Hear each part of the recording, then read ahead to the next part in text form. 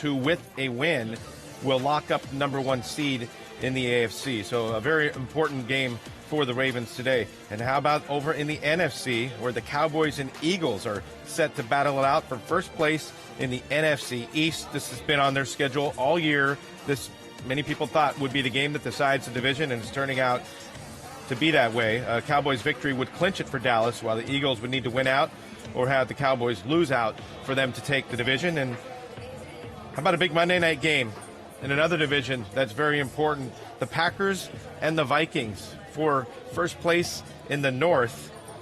And the Vikings are 5.5-point favorite. We'll continue to update you on that line. And maybe we'll even talk some Super Bowl picks a little bit later on. And who's the man that is going to be joining me today? My gambling buddy, Edward Egros, all the way from Dallas. Hey, Ed.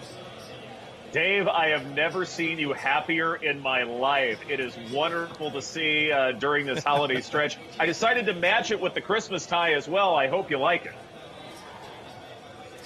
And I've already been given a terrible towel by a fan for an early Christmas gift as well. So we'll be using that a little bit later on. All right, let's get right into it and start talking football. 12 games that we'll cover. Of course, we had the 3 Saturday games this week. Hopefully you had some winners there. But let's start with that Baltimore game. Remember, Cleveland beat them in Week 4, an embarrassing loss for the Ravens, and they haven't lost since then. So this is, I think, a different Ravens team that they're getting here in week number 16. But that's a lot of points on the road, Ed. Yeah, it certainly is, and I think these are two teams going in completely opposite directions. One of the reasons why I cite completion percentage over expected so much is because it's a great way to evaluate the decision-making, accuracy, and perhaps even competency of a quarterback. And Baker Mayfield is 6th from the bottom in this metric. He's had 2 elite receivers. He has a great rushing attack. He's played all year, so he's been healthy, and yet Baker Mayfield has been struggling. Yeah, you can blame the offensive line and penalties and having to go 2nd and long and 3rd and long a lot, but he's also had uncharacteristic drops. He's had sideline ruptures. He's talking about his medical staff and how incompetent they seem to be for some reason. I cannot in good conscience pick the Browns because of all of these problems. I'm taking the Ravens here. What about this total here, 49.5? Can the Browns contribute enough to get this game to go over? Well, a completely different defense Cleveland is facing, one that's opportunistic and forces turnovers. I could also see Baltimore starting to rest key players once this game is officially out of reach. Expect a Robert Griffin III sighting in a game like this, and this is probably about the time in Week 16 when Baltimore needs to start thinking about resting the key players. So I'm going to take the under. Well, with the win here, they definitely be able to do that next week in week number 17. Let's move on. An NFC-AFC clash. The Saints and the Titans. This is a very good matchup, one of the closest probably that we have all week long. Saints are a road favorite here at -3. Does that surprise you? Did you think maybe this would be closer to a pick'em? I actually thought that more people would bet some juice on the Saints, in large part because of Drew Brees and this offense and the Saints still vying for a first-round bye. But there are some injuries to keep in mind here. Larry Warford, Saints left guard, has a knee injury. That can hamper the run game as well as protection. Saints also have defensive line problems and linebackers who aren't 100%. An elite offense like the Titans, and I understand the reports that Derrick Henry may not be playing in this one, but the health of the offensive line should still be good enough for backup running back Dion Lewis to have a decent game if indeed that's how things play out. So I think both offenses are going to be going back and forth here, and if that's the case, I think I'd like some points. I would take the Titans here. Well, and maybe we get that same number that we had in the other game. The total here, 49.5. Seems like Tennessee had a big streak of games when Tannehill took over, going over. With the Saints, being able to put up points as well. This seems like a logical over, yeah? Absolutely. Absolutely. In fact, I would go to an alternate total, and I would bet it up to even 55.5.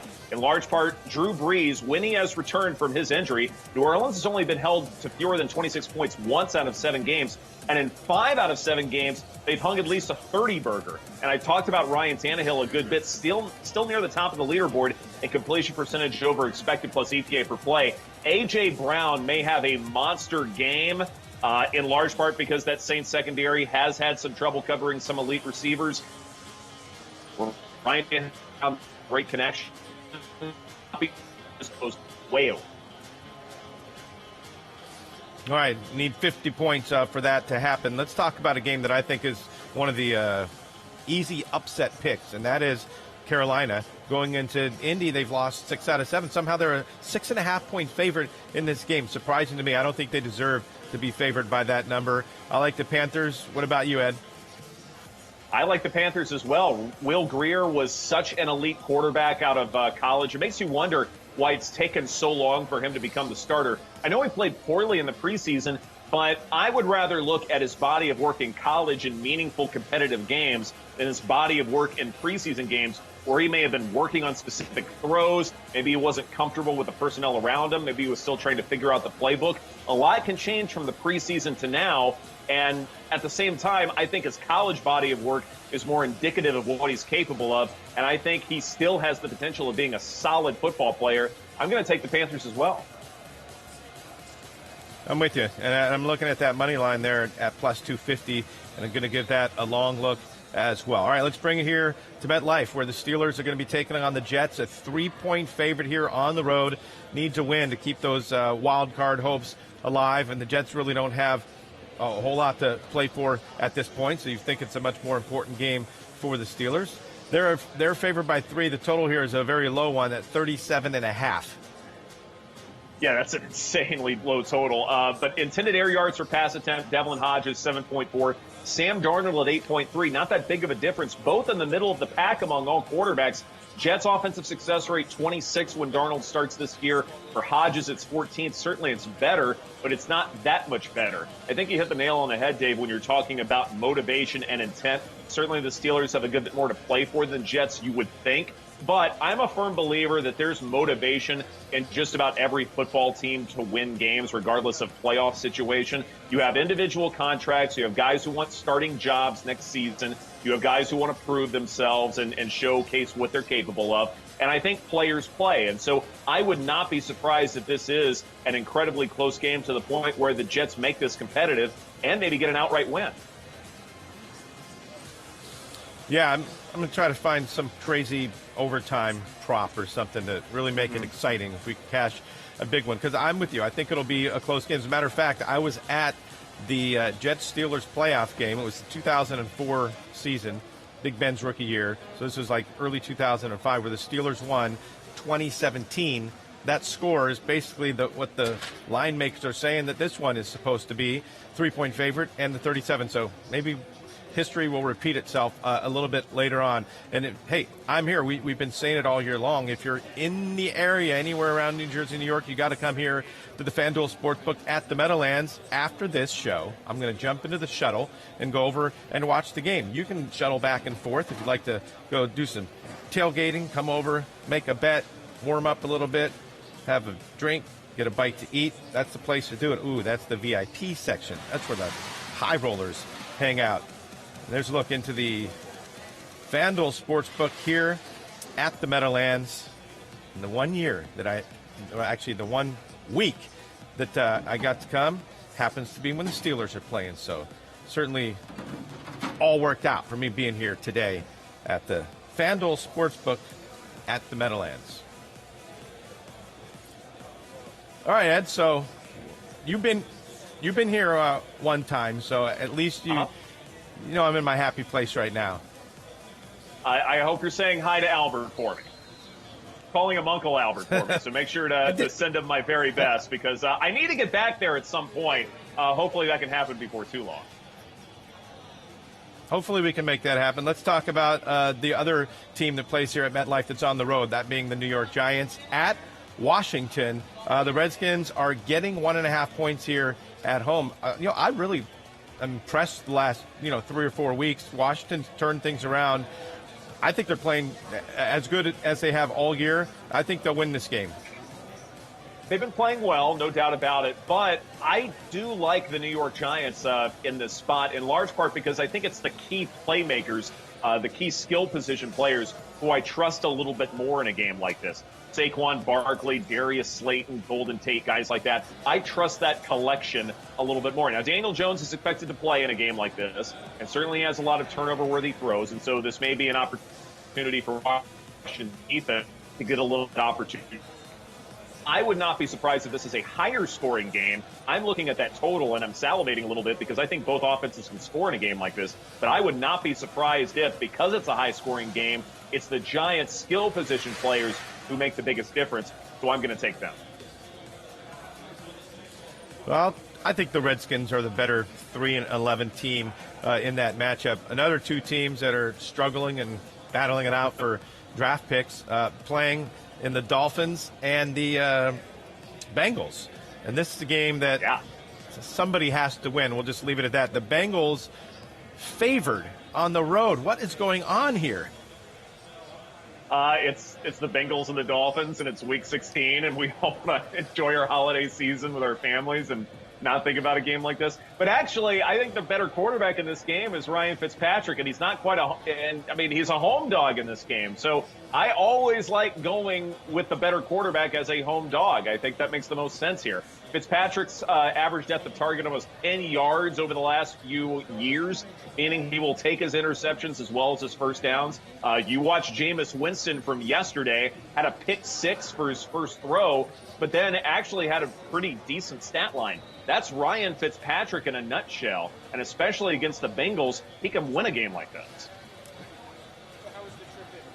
It's just unfathomable that the Bengals are favored on the road. They've been no good all year, and now they're getting enough respect to be favored over the Dolphins. That just seems like a weird line to me. All right, let's talk about Jacksonville and Atlanta, two teams that have nothing going for them here as they are suffering some rough seasons. We'll just leave it at that. The Falcons -7.5, so that shows you that Jacksonville's been tail spinning a lot more out of control, although they came away with that win last week in Oakland.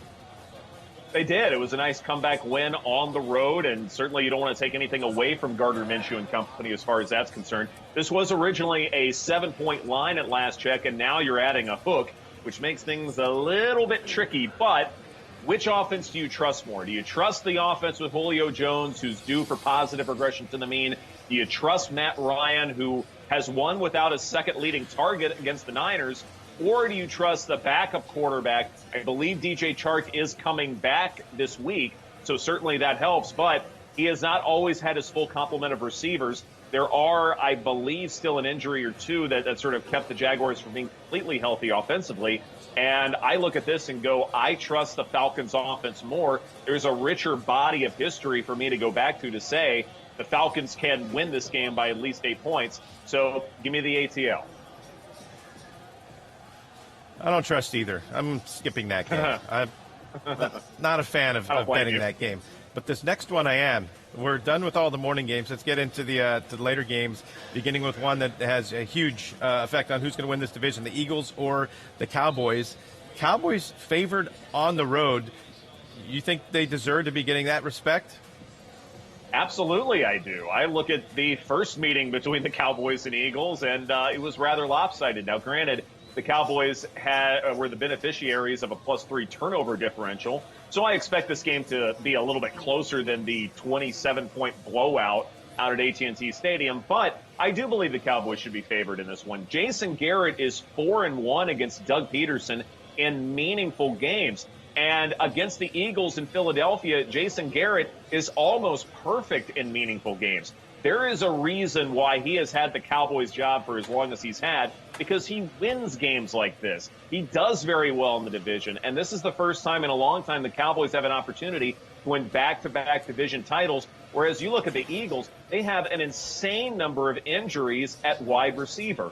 All they have right now are 2 tight end personnel grouping with Zach Ertz and Dallas Goedert. And granted, I know this Cowboys defense does not do very well against tight ends, so I do believe the Eagles will be able to move the ball, but should the Cowboys be favored? Absolutely.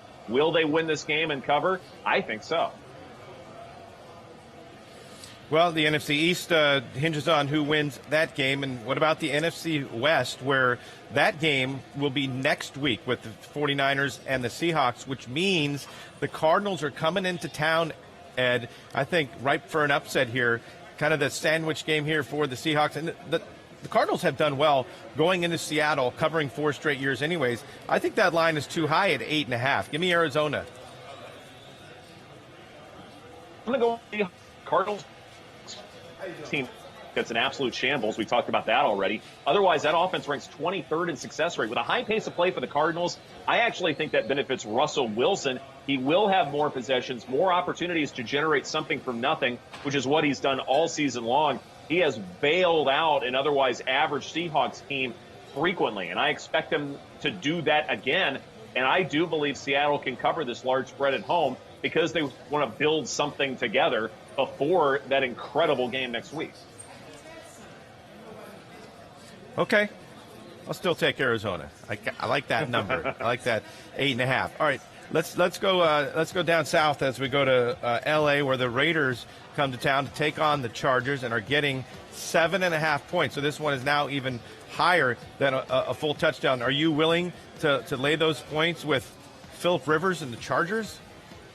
You know, this is one of those deals where, to unveil the curtain a little bit here, during one of our meetings, all of us together here on More Ways to Win, we talked about the likeliest upset for the late games. And I looked at the entire slate, and there really wasn't confidence among advanced metrics in any one of the dogs to win outright. And so I figured, okay, what's the craziest game? What's the game that perhaps has 2 teams with no motivation whatsoever? And I looked at this one and figured this might be a game where the Raiders win outright, in large part because Phillip Rivers has a lot of turnover-worthy throws, and so he could have a very volatile game, an opportunity for this young Raiders defense to actually make some plays. And then I look at completion percentage, and yes, I know that Derek Carr doesn't throw the ball deep, and yes, he doesn't have Josh Jacobs, but the offensive line, I think, should still be in okay shape, and Derek Carr still has receivers to move the ball down the field. And so of all the late games, this seems like the likeliest one to me for an upset. So I'm looking at that money line at plus 280 because I think the game is totally unpredictable. So why not get the biggest payout? All right, plus 280. I could see the Raiders winning that game. I definitely don't trust the Chargers there at 7.5. Ed, we've talked about some bad teams already. The Giants, the Redskins, the Bengals, the Dolphins. Is anybody worse than the Lions, though, right now? And this is a team that is hard to bet on, especially, I mean, with their offense just seem to be sputtering. I get that, but 7 is a very large spread for a couple of backup quarterbacks in Drew Lock for the Broncos and David Blau for the Detroit Lions. I just think the line is too big. And so it's not that I necessarily trust Detroit in a game like this. Plus, the Lions, I believe Kerryon Johnson is coming back. And so Detroit may be relying on its running game a good bit more. And that may sort of shorten the game. Fewer possessions, fewer opportunities for both offenses to score. So that's just another reason why a 7-point spread is just too big for me. I'm going to take the line. All right, we've talked about all the early games, the afternoon games. We still have this Sunday night, Monday night game. But of the early games, Ed, actually, if you can give me one early play and one afternoon play, or if you just have a best bet up to this point, who would it be? Best bet up to this point. So I mentioned the alternate total in the Saints-Titans game. I would definitely move that to 55.5, something over than that, because I think both offenses are going to be performing very, very well. Also, too, at the Eagles-Cowboys, the way I'm looking at that one, I would look at the first half and take the under for the Eagles there, because Philadelphia does get off to some slow starts, and especially if they're going to be playing 2 tight end personnel, A, that's incredibly predictable, and B, this Dallas defense, though volatile as it might be, they do play well against the Eagles. And so I combine Philly's slow start with a Cowboys' opportunistic defense, and I don't think they're going to score too many points in this first half. If the Eagles are going to win this game somehow, it's going to be with some sort of a comeback. I would like the Cowboys line in the first half and the Eagles not scoring too many points in those first 30 minutes either. I'm going to take as my best bet, and I was going to go Carolina. I'm switching, though, thinking about what Cleveland did to Baltimore earlier in the season, that there are going to be a lot of points in this game because Baltimore is going to want to open up and keep scoring. And Cleveland's offense, I think, is good enough. So that is my early game best bet over in Baltimore and Cleveland. All right, don't forget to sign up for that FanDuel Sportsbook account using that promo code MoreWays25 so you can make bets that we're helping you out with.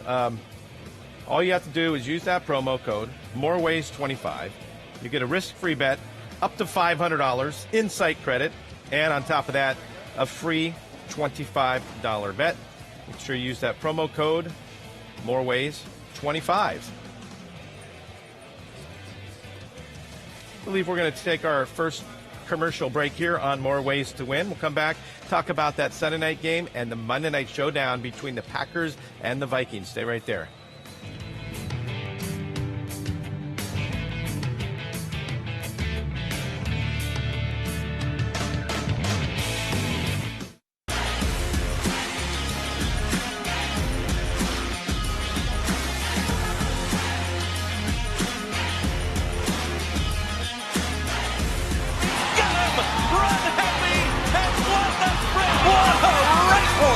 Can get him. Run Happy has won the Diamond on Tom King's Bishop by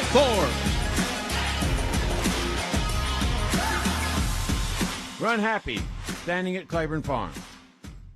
We'll return to More Ways to Win, but first, I want to tell you about the Watch TVG app, where you can find betting information, all TVG's live racing, and exclusive on-demand content. It's available on Apple TV, Roku, Amazon Fire, and Fire Stick. TVG account holders simply go to your connected device and download the app. Once there, you can go to the FanDuel odds feed for pro and college betting lines. Racing fans can catch every race in high definition on channels dedicated to TVG and TVG2. Or you can choose the TVG Racebook. It displays both networks on top of 3 track feeds. There's also the Racing Now option, where you can view select track feeds full screen. Finally, we have TVG's content marketplace with on-demand material including interviews, features, and races you missed. All this content, all in one place. The Watch TVG app. Download it today. They say less is more, but we believe more is more. That's why we build FanDuel Sportsbook with more. More ways to bet. More ways to fund your account. More ways to cash in. And more ways to cash out, with payouts delivered straight to your bank account in as little as 48 hours. You want more? You got it. Join today and get a risk-free bet worth up to $500. FanDuel Sportsbook. More ways to win. And welcome back to More Ways to Win.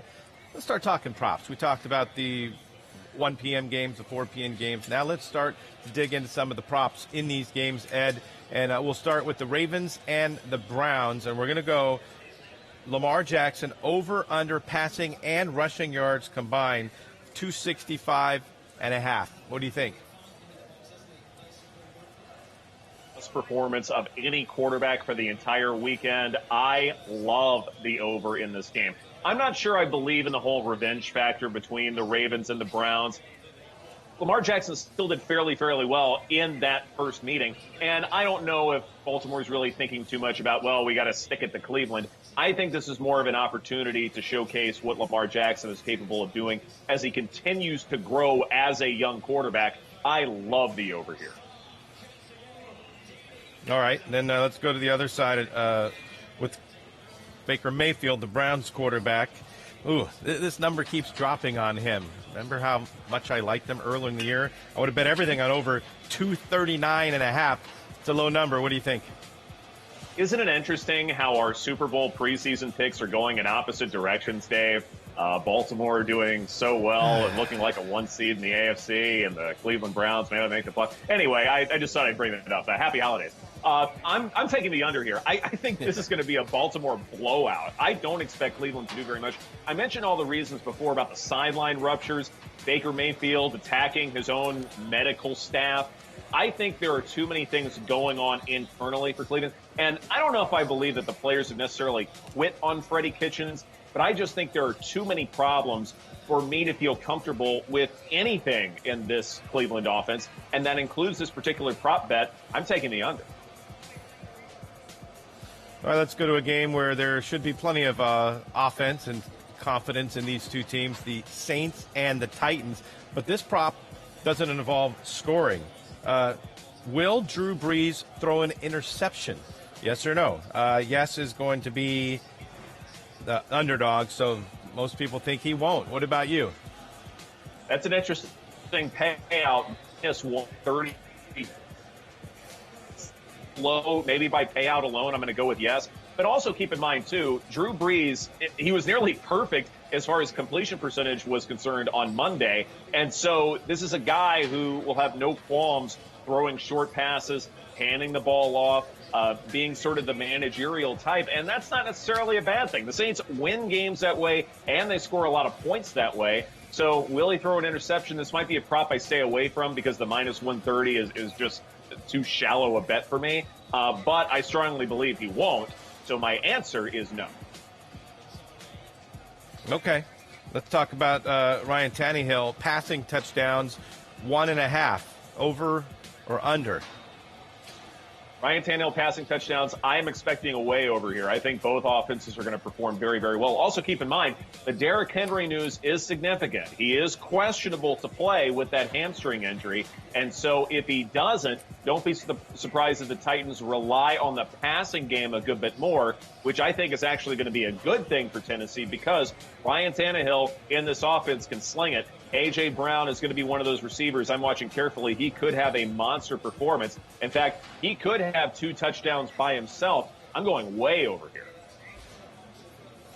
All right. That seems like a obtainable number. Let's go to Indy, where the Panthers are coming into town, and we're going to talk about Will Greer's career debut. How much are they going to allow him to throw the ball? Total completions, 21.5 for the rookie. Or officially a rookie, or is he like a second-year guy that didn't get to play like Mahomes did? Oh, no, so he's a rookie. True rookie. Well, let's go. True rookie out of West Virginia. I'm going over. I loved him at West Virginia.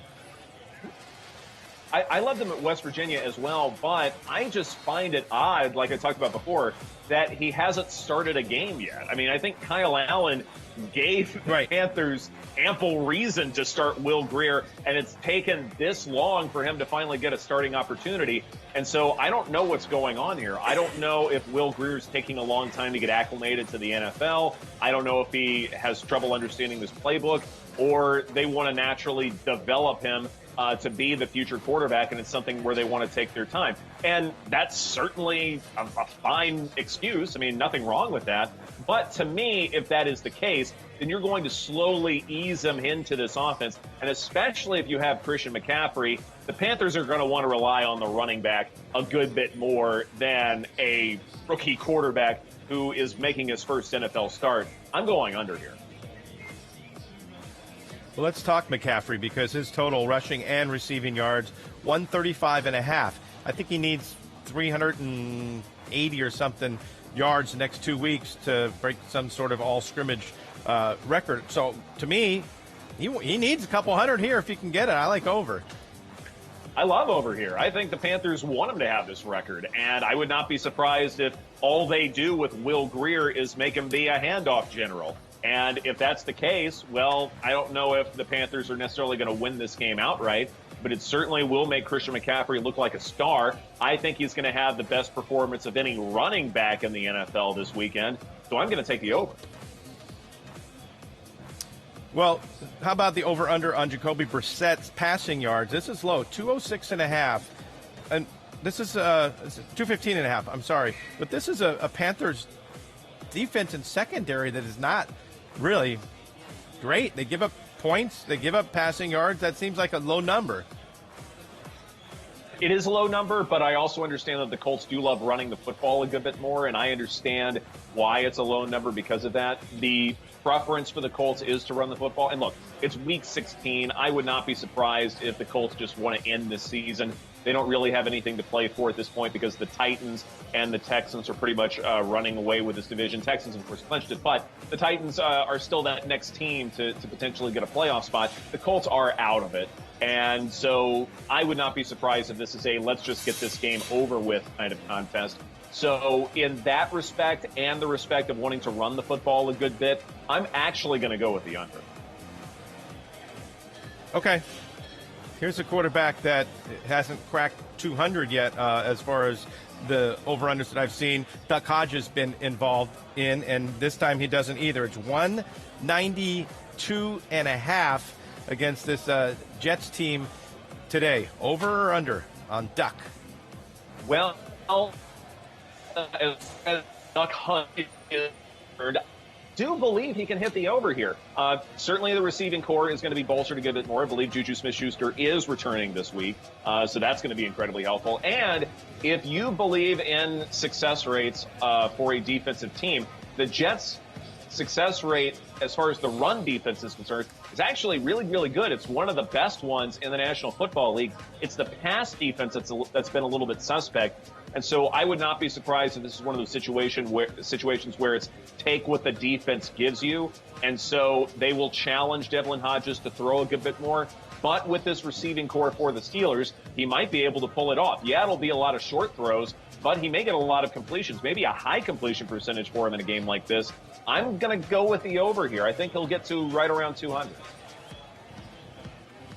All right, well, let's talk about James Conner and how much confidence you have in him getting at least 43 yards on the ground, because his over-under 42.5 is he still a little bit banged up? Are they 100%, committed to him getting the amount of carries that he's going to need to hit that number?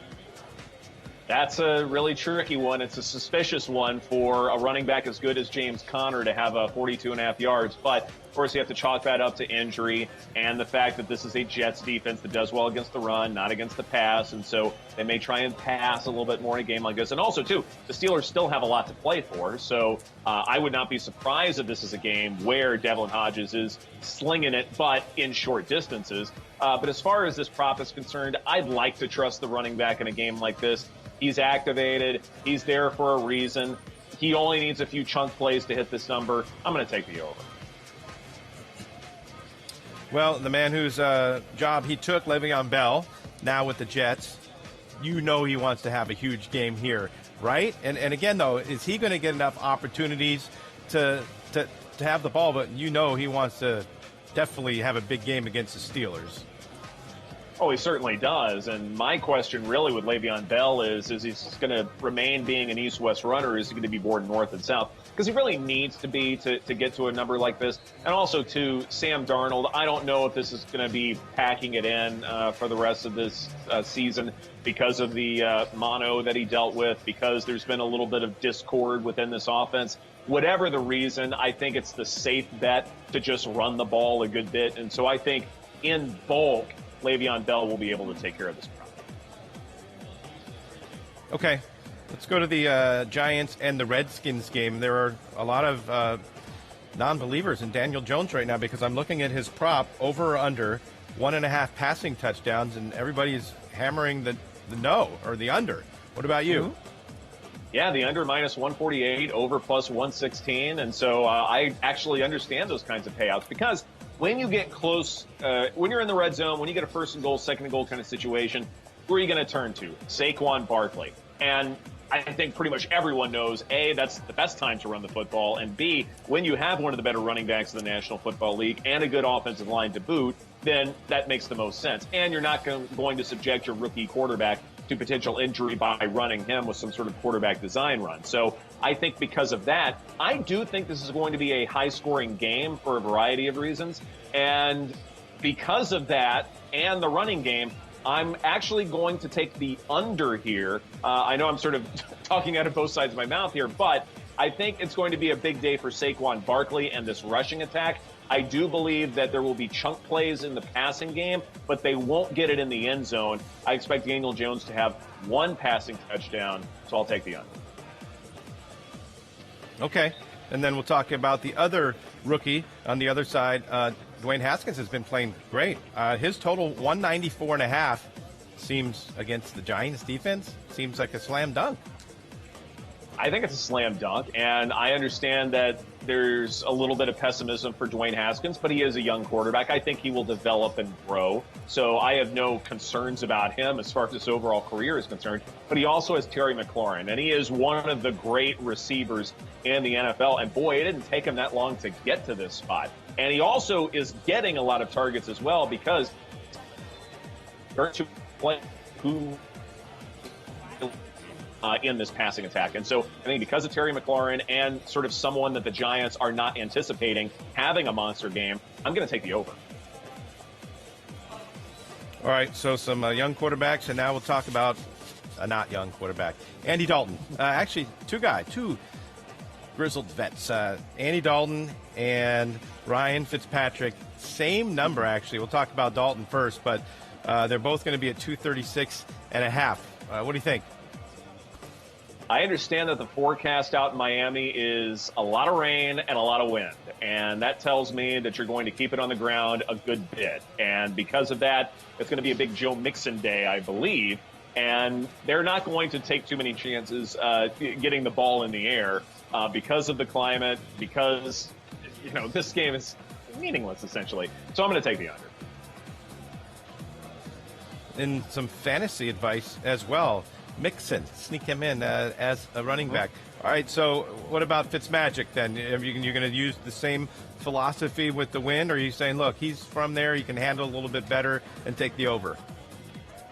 Yeah, I know I'm sort of contradicting myself here, but I'm actually going to go with the over. I mean, these are sort of razor-thin margins we're talking about here, but I think Miami wants to throw the football. I don't know if Cincinnati is committed to that as much. I think they're committed to the run a little bit more, especially given the conditions. But with Miami, you bring in Ryan Fitzpatrick so that you can watch him throw the football. You don't do it just to make him hand it off to a running back or be part of a rushing attack that really hasn't been effective at all this year. Maybe it's gotten a little bit better over the last few weeks, but you bring him in so that he will throw the ball, and regardless of the rain and wind, I still expect that he'll do that. And I wouldn't be surprised if he tries a few deep targets and maybe connects on one or two. So, what the heck? I'll take the over. All right, let's go to Jacksonville and Atlanta and talk rookie quarterback Gardner Minshew, over, under, talking passing touchdowns on him, over, under 1.5. I'm going with the under here, and I understand that the receiving core for Jacksonville may be getting a little bit healthier, but to me, they believe in Leonard Fournette out in Jacksonville. They want to establish the run. I think that's the bigger concern for them. And like I mentioned before, I just think, yes, the Jaguars did have a nice comeback win last week, and that's all fine and dandy. But to me, Gardner Minshew is there just more as a placeholder than anything else. I don't necessarily see him as the future of this Jacksonville offense. To me, it's still Nick Foles because that's who they invested in. So I look at this and go, this is a Leonard Fournette kind of game. They want to try and get this over with as quickly as possible. Give me the under. All right, and let's talk about Matt Ryan. Same bet that we had with Drew Brees. Simple. Will Matt Ryan throw an interception? Yes or no? I don't trust this Jacksonville defense to be able to haul one in if Matt Ryan does have a turnover-worthy throw. And yes, Atlanta is sort of running out of targets, but they still have Julio Jones. He will get a high-weighted opportunity rating, no doubt about it, but they will also go to the ground as well. And Matt Ryan is still a formidable quarterback in the National Football League. So I'm going to go with the no here. All right, let's move on and talk Cowboys and Eagles. We'll do more props on this one than the others because it's a great game. Let's start with Dak. Dak's passing yards, 283.5. That's a big number. It is a big number, and I'm going with the under, even though I am projecting Dak Prescott to be a top 8 quarterback for the weekend.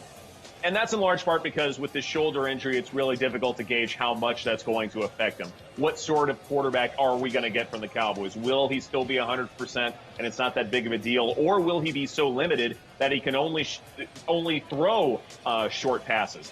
Both of those things are possible, or somewhere within that range. And I think the safer bet is to go with the under here, especially with an offense that does love running the football, especially in inefficient situations. I think this will be heavy doses of Zeke and a lot of short passes, maybe to Randall Cobb over the middle, maybe Amari Cooper running shallow routes. I'm not sure I trust Dak's shoulder in a game like this, especially when he probably won't have to throw the deep ball too much. I'm going to take the under. All right, well, let's talk Zeke then. His total, rushing and receiving, you get them both, 102.5. Is he going to have a big game? way over for Ezekiel Elliott. He may very well be a great DFS player. If you have him in your fantasy lineups, start him. Put it in Sharpie. Zeke will be just fine. I mentioned before that the Eagles get off to slow starts, which means the Cowboys won't. They may have a 7-point lead, 14-point lead, something like that.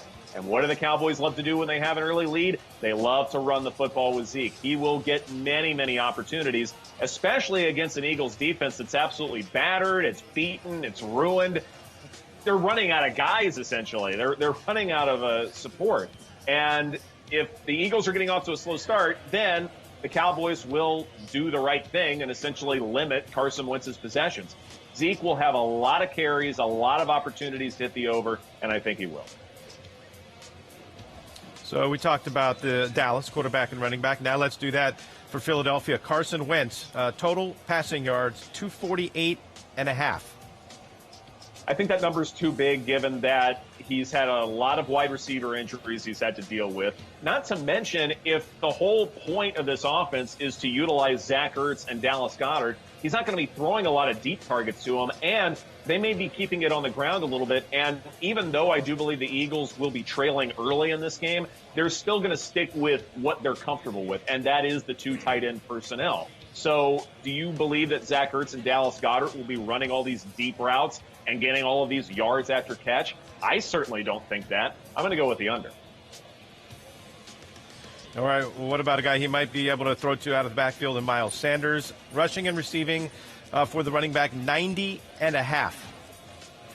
I'm going to go with the over here because I really think there are only going to be 2 or 3 guys who can really give the Eagles a chance offensively, and he's certainly going to be one of them. I do believe that he will be relied upon a good bit, and that number is very much attainable. I mean, he could do it on the ground by itself, but I think especially with the receiving possibility, I'm going to take the over. I feel good about it. All right, let's go up to Seattle where Arizona's coming into town. And Kyler Murray, I think he's going to hit this over bet on his rushing yards at 33.5. I think he's going to run all over Seattle. Not run all over, but I do think 33.5 is a reasonable number to expect out of the young man. Again, keep in mind, this Seattle defense is not what it has been over the last few years. Bobby Wagner, the linebacker, he's someone that we have not talked about at all this year. And to me, at some point, either he's going to get good, he's due for positive regression to the mean, or there is a serious issue and we're not going to see the same Bobby Wagner anymore. Regardless of that, there aren't the key defensive players that we have been used to seeing from Seattle over the last several years. And so because of that, I would not be surprised that coverage is pretty good with receivers, which means Kyler Murray can take off. And it won't take too many rushing attempts for him to hit this number. I'll take the over. I'm with you on that one. And let's talk about Russell Wilson. Passing yards, 257.5. Seems pretty much on point right there. That's a good number. It is a good number, but I'm going to still go with the over here in large part because Arizona does have that fast pace of play, which means if they do have a lot of 3-and-outs, that means Russell Wilson will have many more opportunities than he normally would in any other football game to sling it around a good bit more. And yes, I know Seattle does love to run the football. Perhaps that's what they prefer to do, especially with quarterback design runs with Russell Wilson, which they could do even more of, to be quite honest. But they still have great receivers in Seattle. For some reason, they are always wide open. You credit play design, you credit scheme in situations like that. I do believe he can hit the over here. And will we see a big game from Chris Carson? He is total rushing and receiving 106.5. Is that too big? I don't think so. I think Chris Carson could be a top 3, top 4 running back this weekend, and that is not that high of a number for someone who's projected that well. Keep in mind, again, I do believe that Seattle is going to blow out Arizona in large part because they want to continue establishing something for this postseason run. This is not a trap game to me. This is a game where they want to impose their will and prove what they are capable of, and I think they can do it. And so that will include Chris Carson having a monster game, both as a receiver and as a runner. Give me the over. All right, 4 more here that will rattle through all quarterback props. Let's go to Raiders quarterback Derek Carr and his passing yards, 239.5 against the Chargers.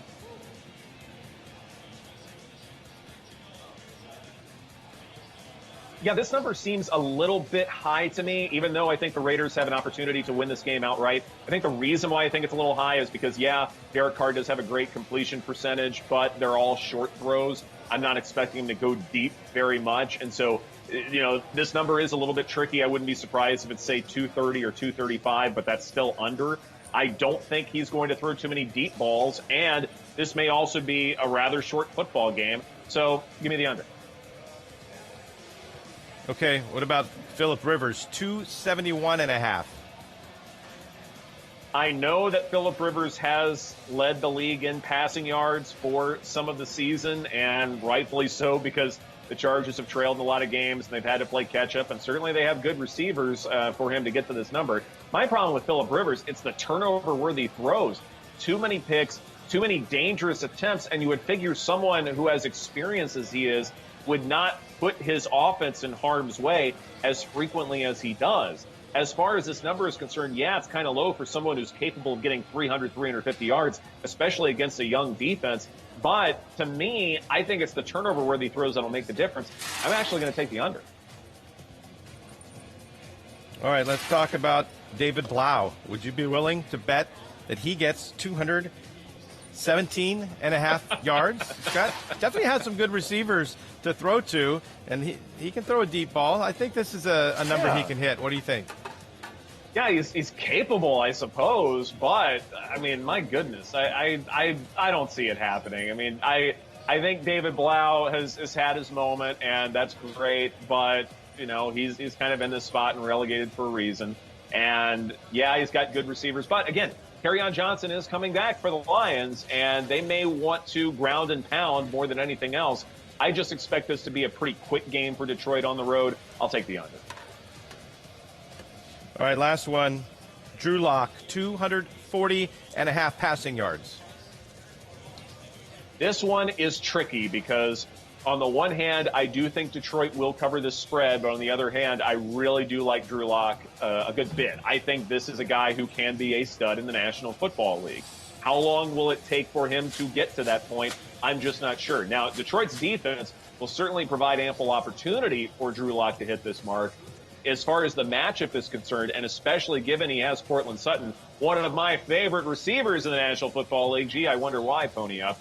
I think he can hit this mark, but not too much higher than it. It is kind of a dangerous number you want to keep an eye on. But at 240.5, I'll give him the benefit of the doubt and go over. Well, if props are your thing, or you just want to bet a game straight, total, future bets, make sure you have that FanDuel Sportsbook account. You can sign up right now using the promo code MOREWAYS25. And once you do that, you can get a risk-free bet up to $500, insight credit, and a free $25 bet as well. Sign up sportsbook.fanduel.com or download the free FanDuel Sportsbook app. When we come back, we'll be talking about the Sunday night matchup and the Monday night game as well. Don't go anywhere.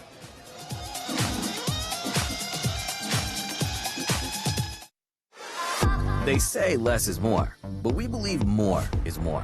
That's why we build FanDuel Sportsbook with more ways to bet, more ways to fund your account, more ways to cash in, and more ways to cash out, with payouts delivered straight to your bank account in as little as 48 hours. You want more? You got it. Join today and get a risk-free bet worth up to $500. FanDuel Sportsbook. More ways to win.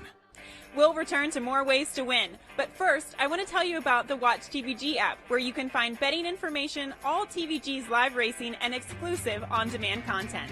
It's available on Apple TV, Roku, Amazon Fire, and Fire Stick. TVG account holders simply go to your connected device and download the app. Once there, you can go to the FanDuel odds feed for pro and college betting lines. Racing fans can catch every race in high definition on channels dedicated to TVG and TVG2, or you can choose the TVG Racebook. It displays both networks on top of 3 track feeds. There's also the Racing Now option, where you can view select track feeds full screen. Finally, we have TVG's Content Marketplace with on-demand material including interviews, features, and races you missed. All this great content, all in one place, the Watch TVG app. Download it today.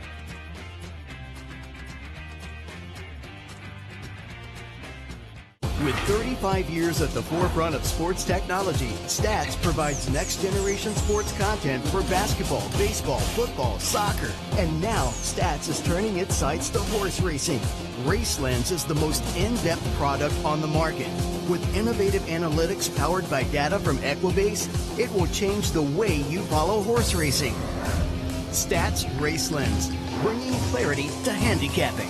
Learn more at stats.com/RaceLens.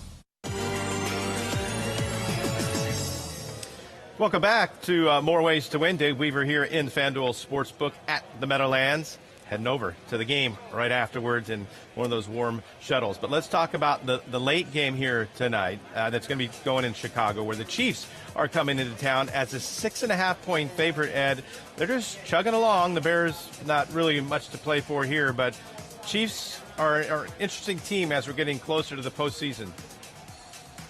Bears may not have much to play for. The Chiefs may not have much to play for either. Taking a look at the New York Times upshot playoff probabilities, the Chiefs, I believe, only have a 9% chance among all scenarios these last couple of weeks, only a 9% chance to get a first-round bye. And this is something that I've talked about a lot throughout the year, is you really need a first-round bye to have an opportunity to make the Super Bowl. Certainly teams without a first-round bye have done it, but your chances go way up if you don't have to play wild card weekend, and it looks like the Chiefs will have to. And so they don't have a lot of reason to really invest in a game like this either.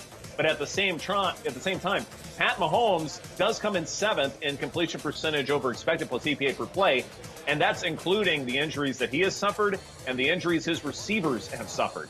And boy, they looked great in the snow last week. Mitch Trubisky has played better these last few weeks, but I think in large part you can explain away the individual performances.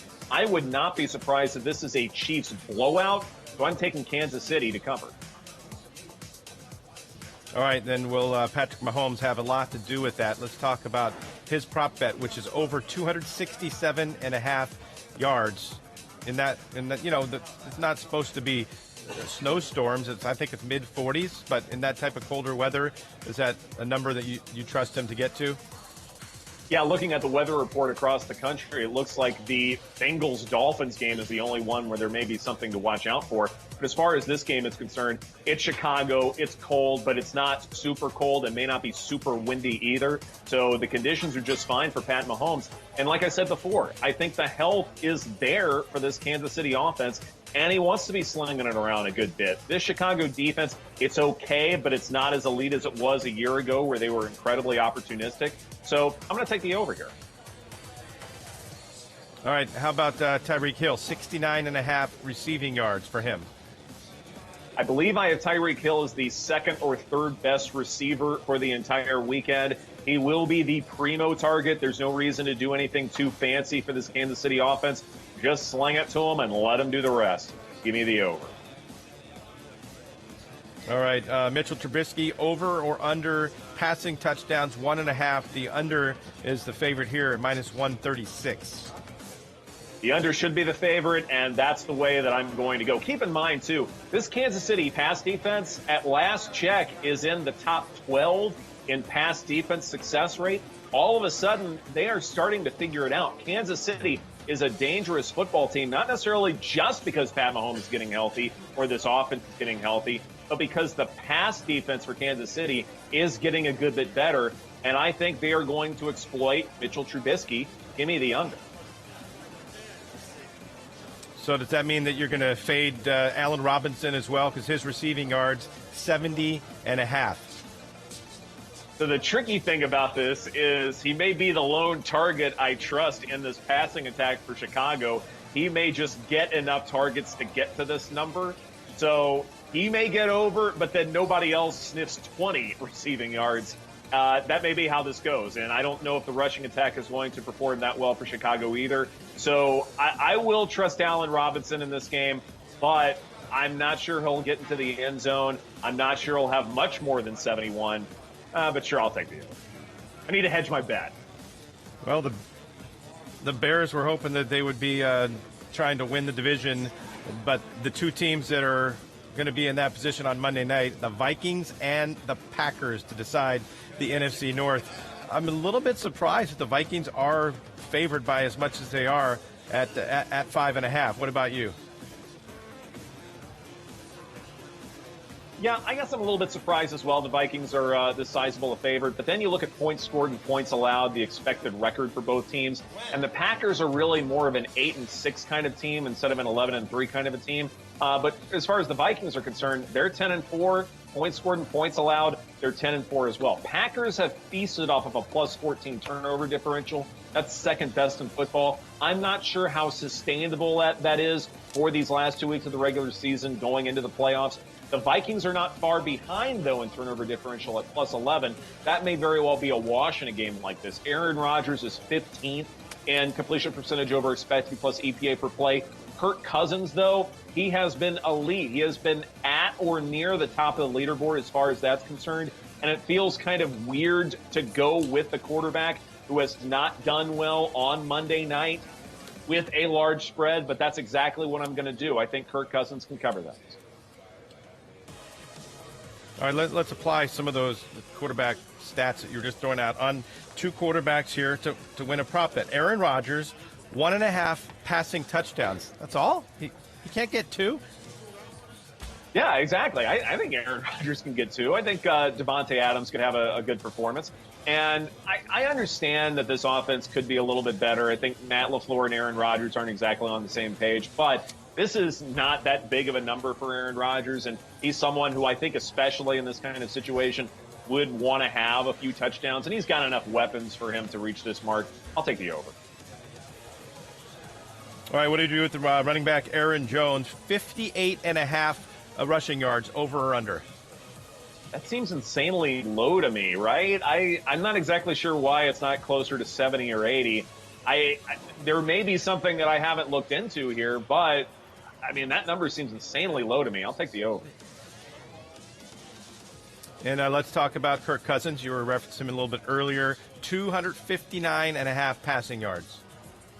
I feel very comfortable going with the over here. Even if Kirk Cousins doesn't cover, maybe the Vikings lose this game outright, he has enough weapons for him to get to this over. And plus, they understand what they're going up against.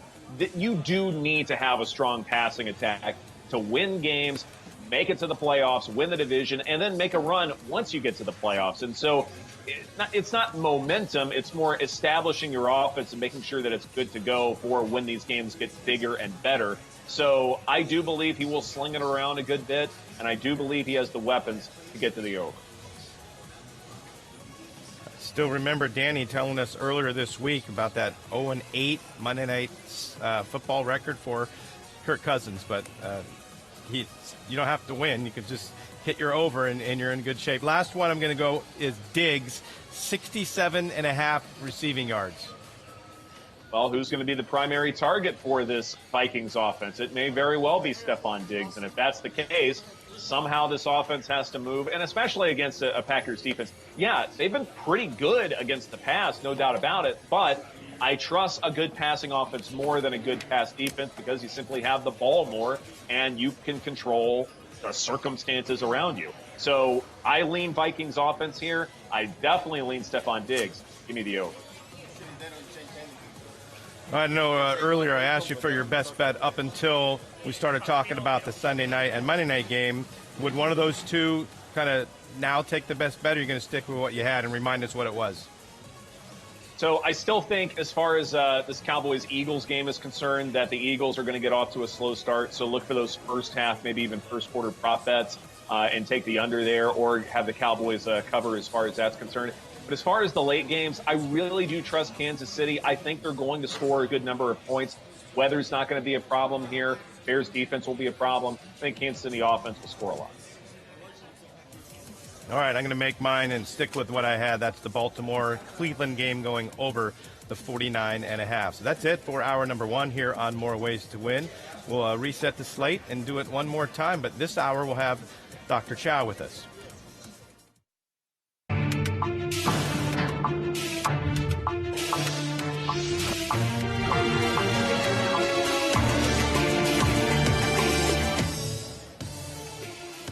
Good morning and welcome to More Ways to Win. More Ways to Win. I'm Dave Weaver here in the FanDuel Sportsbook at the Meadowlands. So excited to be back, to be home. I was here every single week last year, and it took me to week number 16, but we're here, and we're going to go watch the Steelers and the Jets play a little bit later on.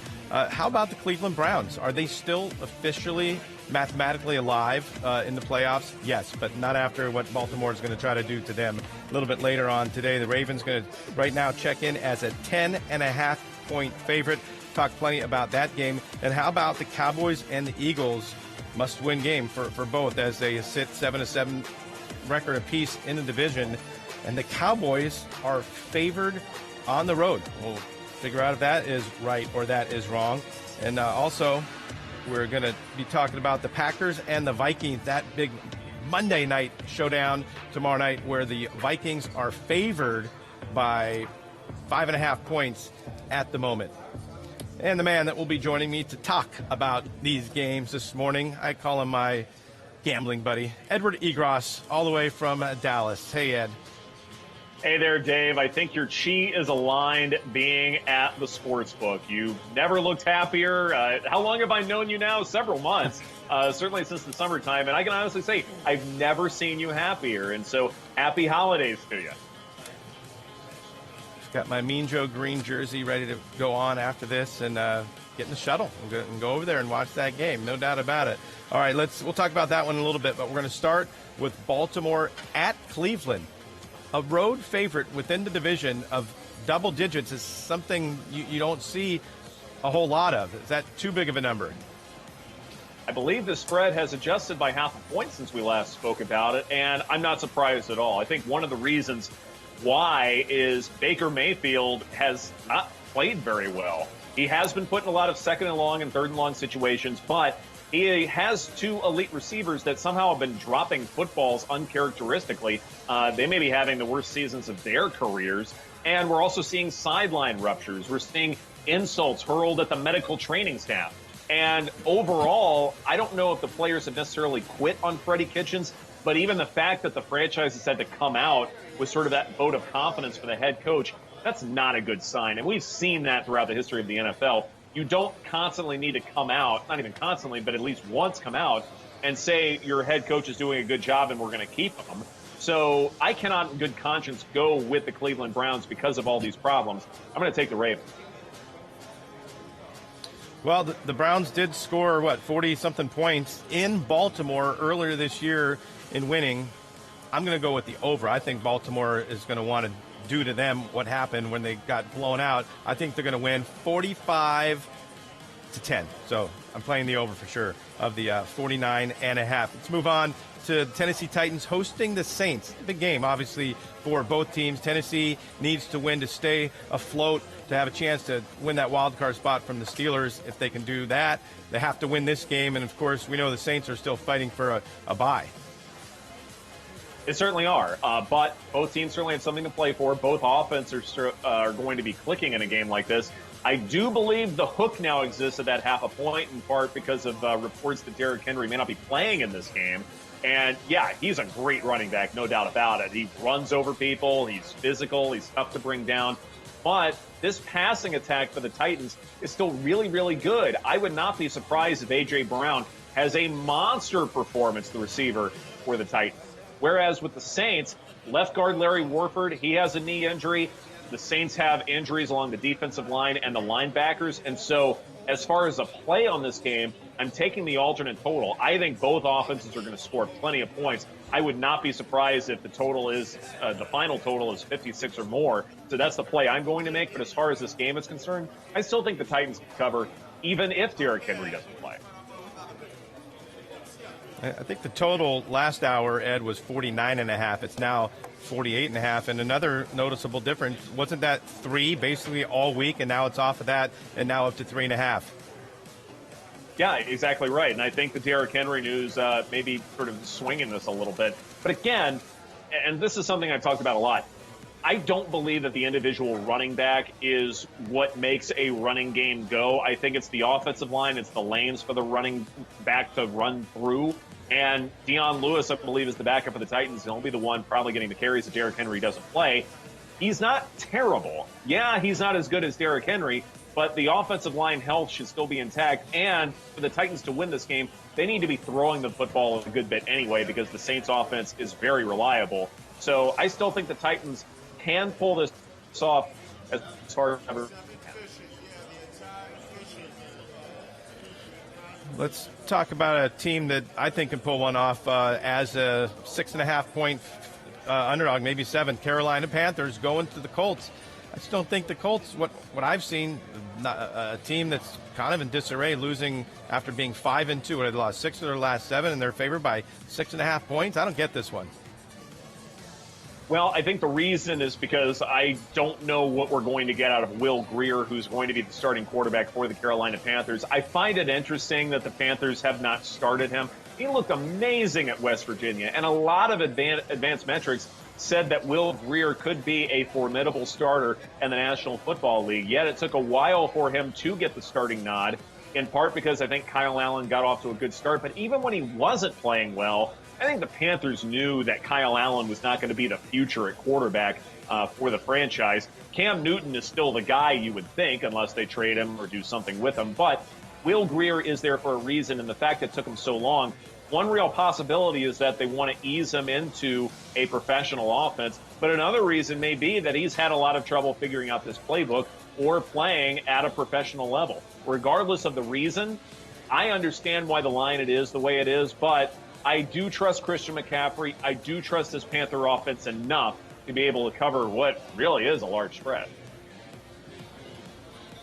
All right, let's talk about the game that's going to be happening right here with the New York Jets hosting the Pittsburgh Steelers. Steelers are right now a 3-point favorite at minus 120, money line minus 170. The total 37 exactly. What do you anticipate happening in this game?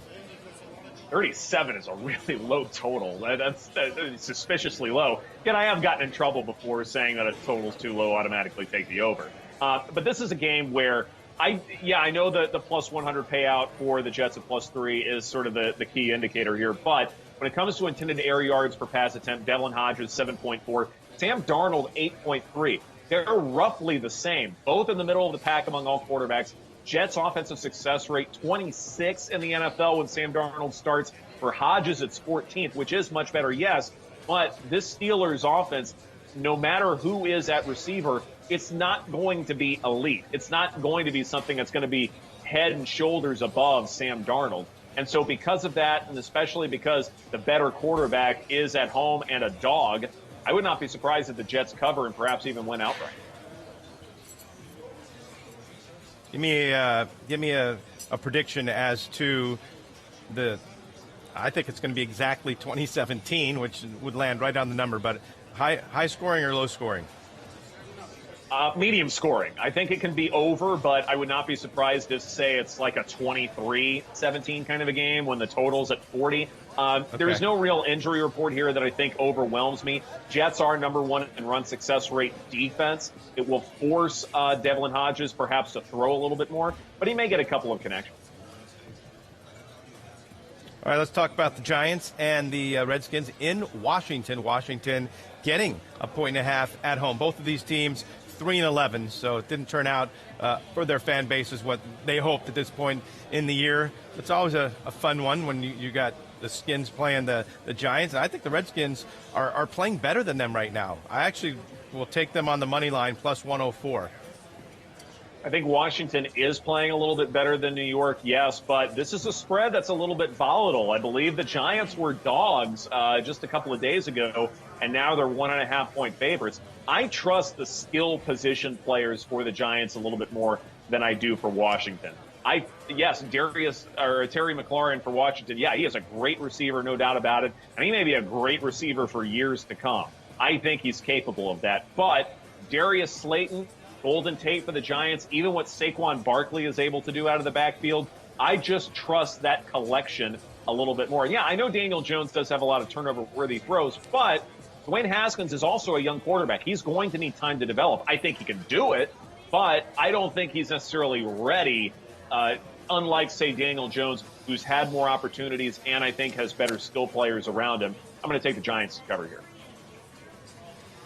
All right, and then remember the Giants come back home next week where they will be right here at the Meadowlands. So Jets fans have a chance to see their team today, and the Giants fans next week. But whether you're a Jets fan, a Giants fan, a Steelers fan like me, make sure when you are in the area to come right here to the FanDuel Sportsbook at the Meadowlands. You're going to see tons of kiosks and tellers to get your wagers down. Great food, great bartenders, and so close to the game. So if you're going to be going to MetLife, you can get in a shuttle, which will take you back and forth. Whether you're after the game, you want to come back here to the FanDuel Sportsbook to cash your tickets, make sure you come out. If you're anywhere in New York or New Jersey, very, very close to MetLife, actually in the same parking lot. And by the way, they just built a mall somewhere real close to here as well. So things are definitely popping here at the FanDuel Sportsbook, and I'm glad to be here. We got about another half hour or so to talk football. We will be bringing in Dr. Chow a little bit later on once we know the actives and inactives, but Ed and I will continue on and talk about the Cincinnati Bengals and the Miami Dolphins. Fitzmagic, does he have one left in him? Sure, why not? I mean, I think he has more left in the tank than, say, Andy Dalton. Hey, look, Andy Dalton has had a lot of injuries around him, and then he gets pulled, and so I understand sort of the problems that he's had to endure. Nothing against the quarterback. He's just been dealt a really bad hand. I do believe that rain and wind will be a factor in this kind of game, but who will rely on the passing attack a little bit more? I think Miami will, because you have Ryan Fitzpatrick in there for a reason, so that they'll sling it. High risk, high reward kind of a quarterback. And yeah, despite the rain and the wind, I still think he's someone who wants to sort of utilize all of that volatility. His average depth of target over his last several years is 10 yards, which means either he's moving the sticks or he's getting picked off. And I don't know if this Bengals defense is opportunistic enough to take care of that. I think Fitzpatrick can have a decent enough day to cover them.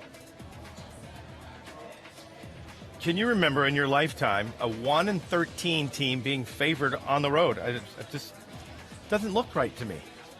I probably have to go back to when I was a kid and I had to watch all of those bad Saints teams on the road. And maybe they were favored in one of those, maybe against another bad NFC West team or something like that.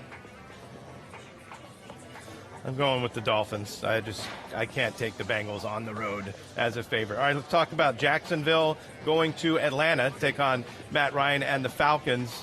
These two teams have nothing to play for as far as the postseason goes, so what kind of energy do you expect them to bring? I do believe that the Falcons still have something to play for. I think what they want to do is establish some key players looking great, maintaining those starting jobs, and making sure that passing attack can still click. I trust the passing offense for the Falcons so much more than I do for the Jaguars. Julio Jones, he's still due for positive regression to the mean as far as finding the end zone. Yes, Matt Ryan doesn't have a second leading target, but he's still been able to do well with just about anybody after Julio Jones. Yeah, he'll get a lot of targets, but I think other guys may also step up as well. I just don't trust the Jaguars receivers. Yeah, DJ Chark, I believe, is coming back in this game. D.D. Westbrook, I think, is still, performed relatively well, but that's not of the same caliber as the Falcons' skill players are. I think 7.5. I think the Falcons can still do it. All right, let's talk Eagles and Cowboys. 7-7. Dallas wins. They win the division. Can they go into Philadelphia and do that? They're getting a lot of respect here in the line, and that they are favored on the road by 1.5. It is interesting that they're getting this much respect in large part because a lot of people are bashing Jason Garrett's coaching style, and Dak Prescott does have a shoulder thing that needs to be addressed. And all week long, yeah, Dak has been sort of limited in practice in one way, shape, or another, but he's still been out there and he still has been seen throwing some. So to me, this Cowboys offense still wants to run the football with Ezekiel Elliott, and the Eagles do get off to slow starts. And so if the Cowboys get out to a 14-point lead, then you're going to see a lot of Ezekiel Elliott regardless of the situation with Dak's shoulder. And I don't trust this Eagles offense with two tight end personnel. And yeah, Zach Ertz and Dallas Goedert, they're great. And yes, the Cowboys defense has not done very well defending tight end. I understand all of that, but I trust the Cowboys rushing attack a good bit more, and I trust them to get out to an early lead with Randall Cobb, with Amari Cooper. I think the Cowboys can handle that. And they jumped out to that big lead, of course, when they last played. 37-10 was the final. And I had the over. I think I needed 48.5. And I remember the Eagles just stopped trying. Like, they could have had, like, I think 9 minutes, and they were just 3 and out. They couldn't get out of there quick enough. So that was an embarrassing loss to Dallas. We'll see if they can get it done here. All right, moving on to Arizona, Seattle. Sound good? Yeah, Arizona, right. Seattle, 8.5-point underdog. And, Ed, I like the Cardinals not only to cover, but to win this game. What are we, plus 320? They beat Seattle 3 out of the last 4 years in Seattle. I think this line's too high. I actually like Seattle in a game like this. Cardinals exploited a Browns team that's in shambles last week, and so Arizona certainly looks the part. But otherwise, that offense ranks 23rd in overall success rate. With a high pace of play for the Cardinals, Russell Wilson will have more possessions, more opportunities to generate something from nothing. Which quarterback do you trust? Do you trust the rookie Kyler Murray, who can be a good quarterback in football? Or do you trust an MVP candidate in Russell Wilson, who has bailed out his entire football team time and time again? I like Seattle to cover. I trust Murray. I think he's going to I'm going to bet him to get a rushing touchdown and to go over the 33.5 yards. So I think it's going to have a big game. Let's move on. Oakland and the Chargers. Phillip Rivers and the Chargers, a 7.5-point favorite now against Oakland. They played their last game in Oakland the last couple of weeks, but the Raiders have a history in Los Angeles, so maybe this game means something. Yeah, I think it does. Oakland Raiders still have one of the higher completion percentages in all of football. Chargers are susceptible to a lot of turnovers. Raiders may be in a free fall, but I think motivation for both teams is really, really hard to gauge. Also, too, the Raiders, they had that sort of embarrassing loss at home, the final game in Oakland. I don't know if that's demoralizing or something where they just want to forget about it and move on. And plus, how many times have we seen in the National Football League where one team is absolutely embarrassed and they come in the following week and they look absolutely amazing? This could be another one of those kinds of situations. I would not be surprised if the Raiders win this game outright. That plus 290 money line, that's an especially good value bet to me. Yeah, anything can happen, but can the Lions play good? That's the question. This team has been just terrible of late, and they're going to Denver and are going to be getting a full touchdown. What do you think? David Blau versus Drew Lock. This is what we crave, right, Dave? Week 16, this is the matchup we want. 7 points is just too big a spread in a game like this. Drew Lock can be a great quarterback in the NFL down the road, but 7 points, yeah, they're at home, high altitude, all that stuff, great home field advantage. I understand all of that, but it's not like this Bronco offense has done a heck of a lot. Even with starting quarterback Joe Flacco, even with sort of the revolving door there, they still have problems. And I don't trust a 7-point spread in a game like this. David Blau may only score 10 to 13 points, but do you really trust Denver to get to the 20 to 23?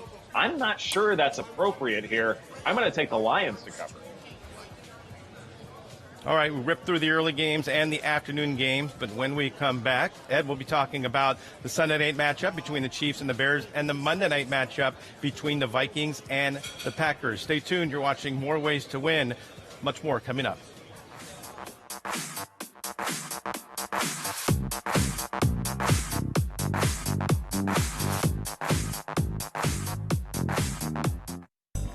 For us handicappers, there's only ever been one way to play.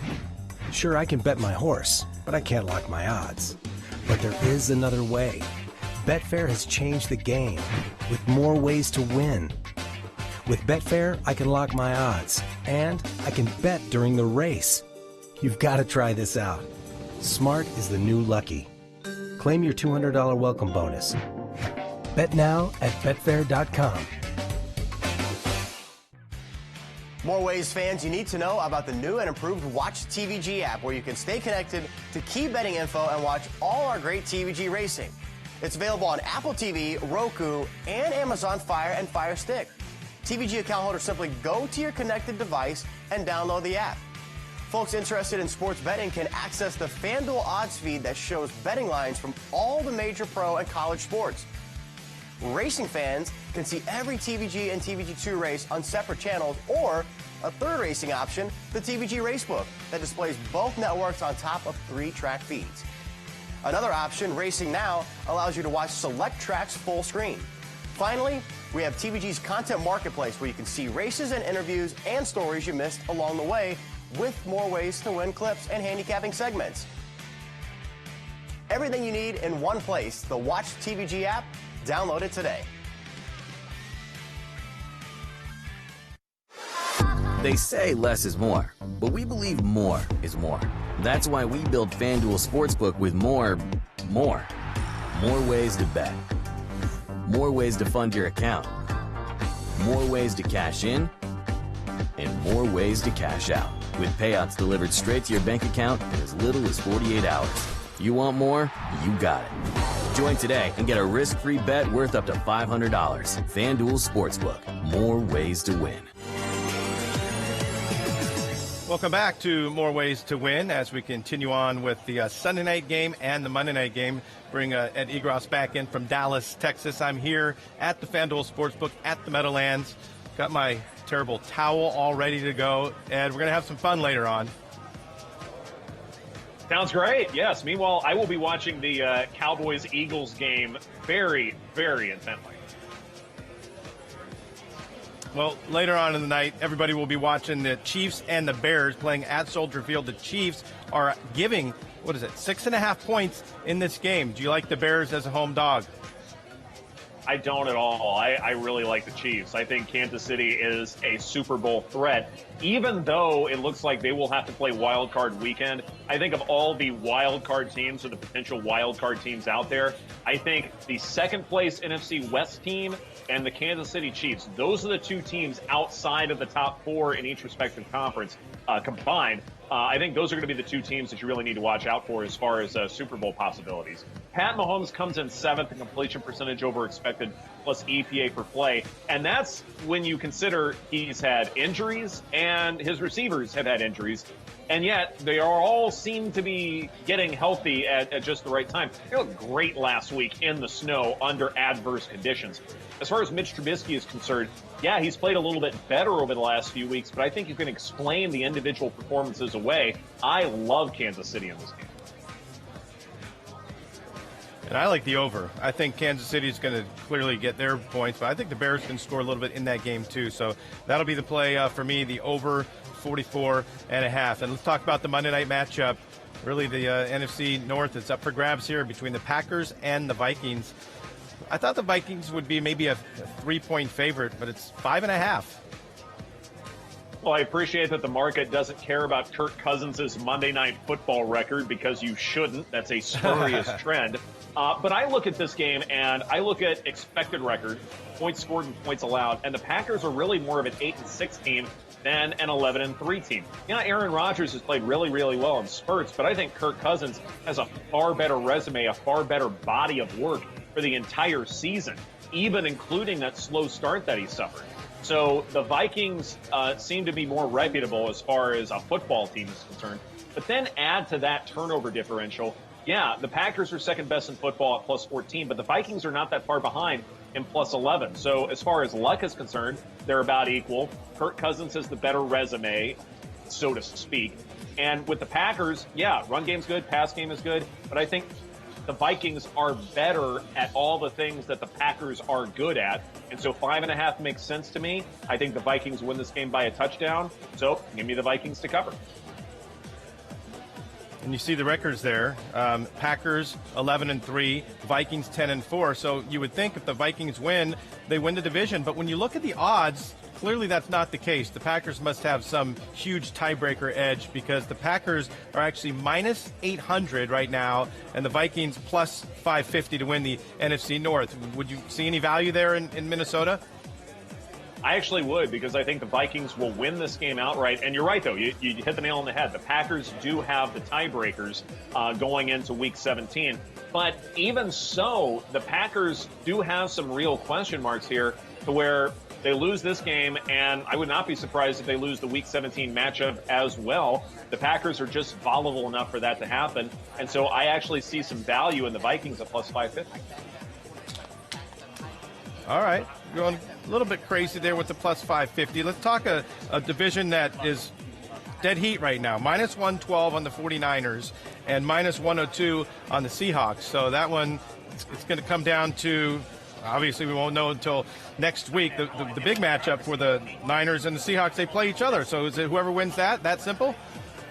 They actually took the Bucs plus 3.5 last night. So the Bucs. Well, I understand why the payout is a little bit better for the 49ers because they already won that game. Great game against the Rams last night. But the Seahawks have Arizona. That should be well taken care of, and then they'll play each other. Who do you like as the better quarterback? Russell Wilson is clearly a better quarterback than Jimmy Garoppolo on a variety of different metrics. And also, I would add that the collection around Jimmy G has been a lot better than Seattle, and Russell Wilson is still having these elite quarterback metrics. And so I trust Russell Wilson to take care of business in this division. I think Seattle will win it, so give me them. What is Seattle? I'll be a contrarian, and I'll take Jimmy G, so mark me down.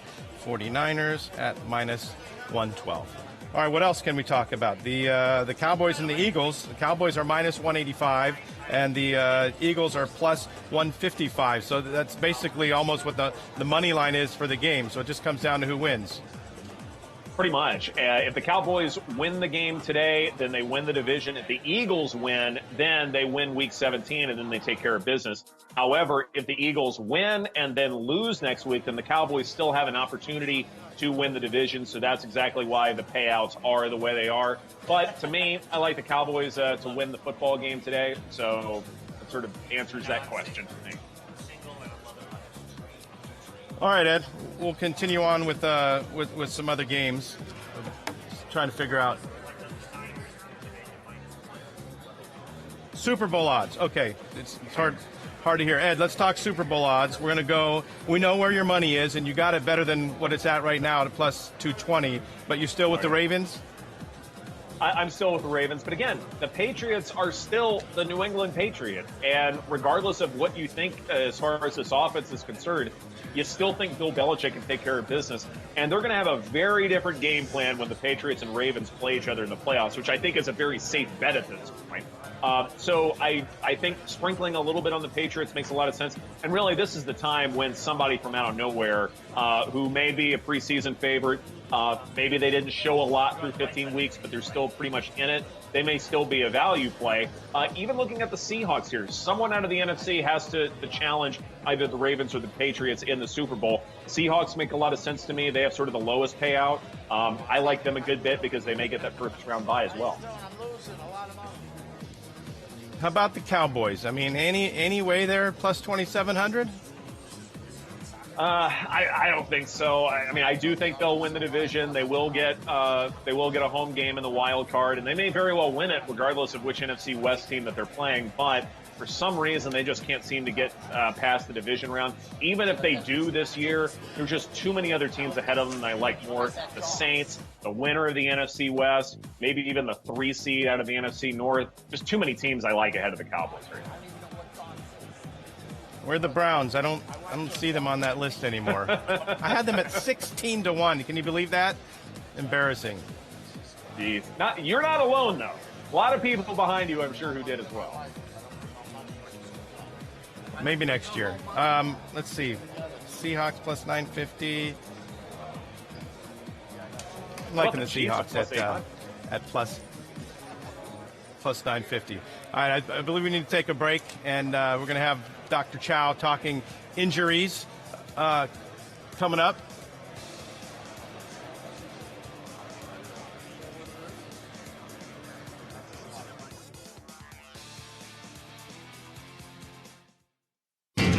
Sports betting is finally here. Download the FanDuel Sportsbook app now. It's free. Use promo code MOREWAYS25 to get a $25 first bet. That's $25. And if you join now, new customers get a risk-free bet up to $500 inside credit. Play straight bets, player props, game props, spreads, money lines, teasers, parlays, futures, and so much more. Plus, choose live to make bets while the game is in progress, live in play. So now watching your games has never been more exciting. Be sure to check out Odds Boost for special wagering opportunities updated daily. And opt in to take advantage of valuable promotions from FanDuel Sportsbook. More ways to win. FanDuel Sportsbook is safe, secure, and 100% legal in select states.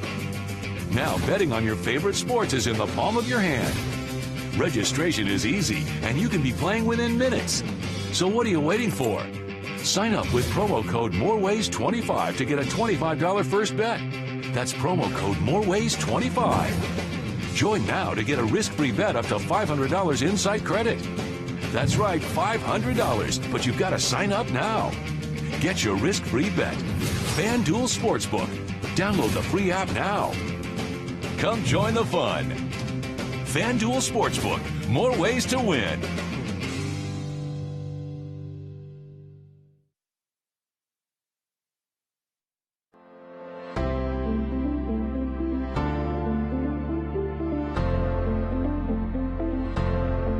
War of Will won the Preakness! Satsas qui s'en va, Satsas qui s'envole, Satsas qui va triompher dans le prix du Jockey Club.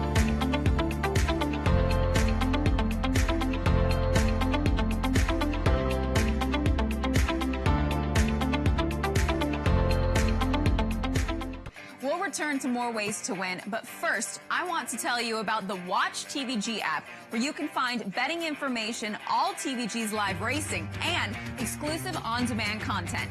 It's available on Apple TV, Roku, Amazon Fire, and Fire Stick. TVG account holders simply go to your connected device and download the app. Once there, you can go to the FanDuel odds feed for pro and college betting lines. Racing fans can catch every race in high definition on channels dedicated to TVG and TVG2. Or you can choose the TVG Racebook. It displays both networks on top of 3 track feeds. There's also the Racing Now option, where you can view select track feeds full screen. Finally, we have TVG's Content Marketplace, with on-demand material including interviews, features, and races you missed. All this content, all in one place. The Watch TVG app. Download it today. You know, I think Run Happy has a lot of things going for him. Obviously, he's been very respected, and to give people further incentive to buy them for where they can take an offspring, run it, and if they win, they're going to get a $100,000 bonus for each Run Happy they have. You know, it's another selling point from our perspective that really helps us promote the horses that we're representing and we're selling. Run Happy, standing at Claiborne Farm. And we welcome you back to More Ways to Win. Edward Egros here in Dallas. We are about less than an hour and a half away from the Sunday early game kickoffs here in the National Football League. Week 16, just before the Christmas break. You gotta love it. And the inactives and actives are pretty much coming out as we speak right now. And who better to talk about those than Dr. David Chow, the former Chargers doctor. Thank you so much for joining us, Dr. Chow. You can follow him on Twitter at ProFootballDoc. And the first guy who will be returning for the Lions, Kerryon Johnson, the running back. First, talk about his injury and what we should expect from him. Meniscus tear, it's reliable recovery. He should be fine. But, you know, being that the Lions are out of it, I don't think they're going to run him into the ground. His usage will probably be somewhat limited in his first game back here. So let's move on now to perhaps another team that really doesn't have a whole lot of motivation right now, the Jacksonville Jaguars, and specifically receiver DJ Chark. What are you expecting out of him today? I think he's going to play, but once again, if anything pops up, they're going to have a short leash to protect him because he's their future superstar here going forward. He's the best thing to come out of Jacksonville this year other than Gardner Minshew, and they're going to protect him a little bit. So he's going to play, but we'll have to see how things go. Certainly that makes a lot of sense, and especially when you look at sort of the lack of depth at wide receiver for Jacksonville, certainly they want to take care of their superstars, especially someone of his caliber, no doubt about it. Another guy I'm looking at across the landscape of the NFL, Damian Williams. What are you seeing there? Damian Williams should be okay. I mean, he's waiting for it's an anterior rib cartilage thing, and I think he can now take hits. You know, I'm not inside the coaching room in terms of how they're going to utilize him and what the splits are going to be, but physically, I think he should be fine and good to go this week. Also, you're absolutely right when it comes to Damian Williams, you know, in terms of, you know, his importance within this offense and the fact that Kansas City may very well be a dark horse as far as their opportunity to win the Super Bowl. Another one, yeah, I don't know if they're necessarily a dark horse. You know, I don't know if the Dallas Cowboys can be a dark horse in general. But the quarterback, Dak Prescott, we about the finger last week and early in the middle of this week. And now this shoulder issue has limited him in practice all week long. What have you seen from him, either positive or negative, coming into a very, very critical game against the Philadelphia Eagles? Well, the finger is a non-issue. That's the positive. The shoulder is an issue and something to worry about. Limited in practice. This is the first time ever Dak Prescott has been limited in practice and not full practice. And the shoulder thing might be more than just an AC joint. I'm worried about a rotator cuff contusion based on video of how he landed actually on his elbow and potentially jammed his shoulder. On Saturday, he apparently threw for the first time, and there was one report that he only threw for no more than 10 yards. That came from a beat reporter. Here's what I expect to happen. He's going to play. He's going to play well. The Cowboys don't have any other choice. They don't really have a viable backup, and their game plan may be modified. Of course, adrenaline's going to kick in. He's going to make some throws. And watch for this. My guess is within the first couple of plays, you're going to see Dak take a shot, a 9 route or a post route. Why? To send a message to the Eagles cornerbacks, don't creep up on me, and to keep them all honest, and then go to more of a conservative game plan the rest of the game. I wouldn't be surprised by that as well, especially given the injuries the Eagles secondary has suffered. When you look at this entire football game, are there other things beside Dak Prescott that we should watch out for? Yes, absolutely. This is the big game, obviously. And on the Eagles, they started with their DBs very banged up this season. And now it's the Eagles wide receiver core that's really banged up. Heck, you got a guy off the practice squad as one of the leading receivers now, Greg Ward. And, of course, on the run game, Jordan Howard is still out. But look for a lot of usage from Miles Sanders and potentially Goddard and Ertz, their tight ends, because the Cowboys have a linebacking crew that are banged up. Obviously, Leighton Vander Esch is out. Sean Lee has some muscle injuries. Other linebackers are injured. And, you know, as well as he has been playing, the Jalen Smith, their middle linebacker, has some issues going laterally and changing direction. So look at the running backs and tight ends to do some damage for the Eagles since their wide receiver core is depleted. One last question before I let you go here, and it's a real quick one. When you look at all of the injuries that have occurred at wide receiver for the Philadelphia Eagles, is there anything over the last few years you can think of as far as one position that's been quite literally hamstrung, as much as the Eagles have as at wide receiver, perhaps in more of a historical context? I mean, interesting you use that word hamstrung. I'd say the Tampa Bay Buccaneers wide receivers are really hamstrung. I mean, all 4 of their wide receivers have had hamstring issues this year. Obviously, Mike Evans is out. Chris Godwin is out with the hamstring. Scotty Miller is out. Rashard Perriman was their only last standing wide receiver, and he had hamstring issues earlier this season. So, you know, that does happen. Cluster injuries happens, and I always say injuries beget injuries because you're short at a position and other players have to do more, and sometimes they come in droves. Dr. Chow, cannot thank you enough for your insight. It is fantastic insight, not just now, but throughout the week. You have a bunch of great information at profootballdoc.com. Everyone, make sure to check that out. A lot of great intel. Also, make sure to follow Dr. Chow on Twitter if you haven't already. His handle is at ProFootballDoc. Thank you, Dr. Chow. Thank you. All right, again, week 16 of the NFL season kicking off in less than an hour and a half or so. We will be back in just a bit for more ways to win. Stay with us.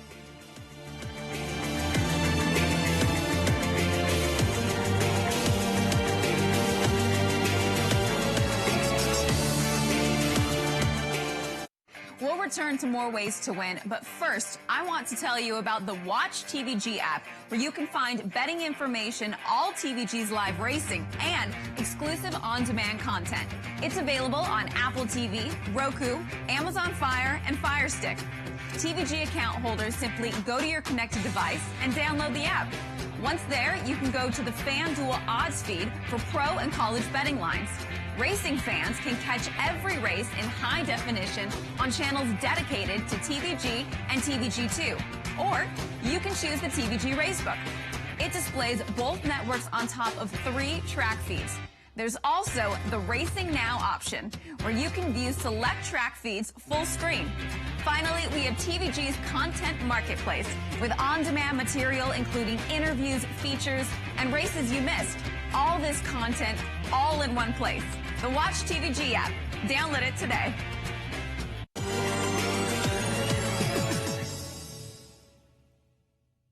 And we welcome you back to More Ways to Win, FanDuel Sports Betting Show. I am Edward Egros here in my Dallas abode, in my great dungeon here, getting ready for the Sunday installment of Week 16 of the NFL slate. How about this? Let's go through every game. Let's do a lightning round, as it were, and we can go over how I'm looking at each game and perhaps how I'm betting each contest. So let's go ahead and start with the Browns and the Ravens. Ravens giving 10.5 points here. I love Baltimore in this situation. Cleveland looks to be a little bit wamboozled, as it were. Look like they're falling apart. And I can't in good conscience really go with the Browns in a game like this. Lamar Jackson, absolute stud, certainly be part of that MVP conversation. The running game has also been effective. Mark Andrews, great tight end for the Ravens. And I don't necessarily believe in the revenge factor, but I do believe that the Browns are falling apart. So this is a great opportunity for the Ravens to continue putting things together to try and get that number 1 seed in the AFC. I like the Ravens at 10.5. Moving on to the Saints and Titans. To me, the big deal is the total here. Both offenses are going to be outstanding, regardless of what you can expect out of this Titans rushing attack. Ryan Tannehill still near the top of the leaderboard in completion percentage over expected plus EPA per play. As far as the Saints offense is concerned, Drew Brees, Alvin Kamara, Michael Thomas, household names at this point. Jared Cook may also be somebody to watch out for, the tight end for the Saints. He may also have a monster performance. A lot of great players for the Saints, a lot of great players for the Titans as well. A.J. Brown, the receiver, he's also someone I really trust. I think collectively the over total is the way to go. I might even do an adjusted total as far as that's concerned. Moving on now to the Panthers and the Colts. Will Grier, he was an elite quarterback at West Virginia. He is now getting the start for the Panthers. This line is now at 7.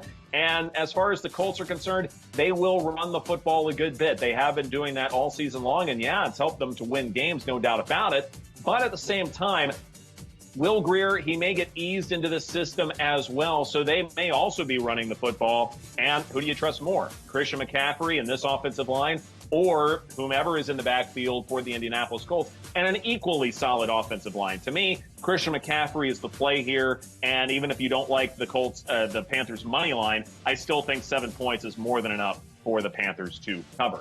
Moving on now to the Steelers and the Jets from the Meadowlands, from MetLife Stadium, just across the street from the FanDuel Sportsbook. The payout here, plus 100 for the Jets at plus 3. Intended air yards per pass attempt, Devlin Hodges at 7.4, Sam Darnold at 8.3. Not that big of a difference, both in the middle of the pack as far as this offense, both offenses are concerned. When you look at success rate offensively, the Jets, when Sam Darnold is starting, it's 26th in the National Football League. For Devlin Hodges, yeah, it's better at 14th, but it's not an elite offense necessarily like Kansas City, like New Orleans. It's volatile, and especially for a third-string quarterback, you sort of expect an offense to be volatile. I do believe Juju Smith-Schuster is returning for the Steelers. That certainly should help as far as this passing attack is concerned. James Conner, you don't exactly know what you're going to expect out of him, but they do want to make sure that he is fully effective if and when the Steelers do make the playoffs. So there may be reason to limit him, and this may be more of a short aerial attack as far as the Steelers are concerned, which actually I think plays into the Jets' hands a little bit. So I would not be surprised if the Jets get the outright upset here, money line at plus 148. It is a low total as well, and I know I get in trouble by not trusting low totals, but I do believe Sam Darnold is a decent enough quarterback with decent receivers for the Jets to do their part, and then Devlin Hodges keeps up. So I would not be surprised if over is the way to go. Moving on now to another fantastic one, the other NFC East showdown. We'll get to the really big one in just a bit. But Giants and Redskins, this line has been a little bit volatile. Washington was the favorite earlier in the week, I believe at 2.5 at one point. But now the Giants are 1.5 point favorites on the road. And to me, that makes perfect sense. I trust these skill players a good bit more as far as the Giants are concerned than I do with Washington. Yeah, Terry McLaurin. Great receiver, great young receiver, who I think is capable of great things for the rest of his pro career. But the Giants counter with Darius Slayton, Golden Tate, and of course Saquon Barkley, who's not just a great running back, but a great receiver out of the backfield. Daniel Jones will get the nut here, does have a lot of throws.